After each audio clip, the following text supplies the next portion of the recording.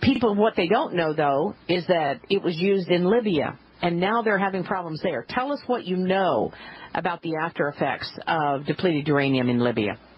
Well, Joyce, I want to add one thing first before I talk about the depleted uranium, and that is that something most people don't know in the world is that North Africa, those countries up there, Egypt, Libya, Tunisia, those countries are highly educated, highly developed countries. They're not like Kenya or Ethiopia or the central part of Africa. Totally different countries. So when you talk about destabilizing and blowing these countries up, you do a great deal of damage to not only those countries, but also the countries that benefit from the help from those countries in Africa. But what the United States did, what NATO did, was they used cluster bombs in Libya. Cluster bombs are, forbidden by international law, but they used them all over Libya, and they were full of depleted uranium. When you say they used them? NATO used them. Okay. U.S. Well, U.S., U.S. NATO. They're U.S. a.k.a. NATO, yes. Yes, it's both the same.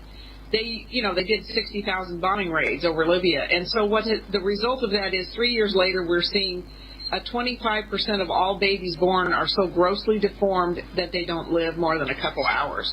25%? Yes. In Libya now?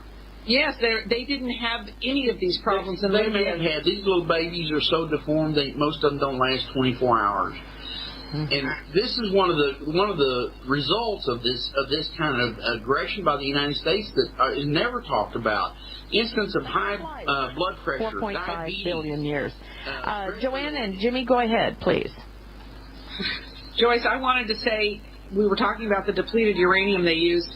One of the most outrageous things that's in this report, which I put the report on our website, which is LibyanWarTheTruth.com, with the pictures of some of the babies.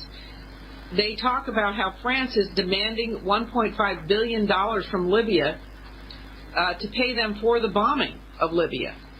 They want Libya to pay them for bombing. They said they need to be paid back for helping the revolution.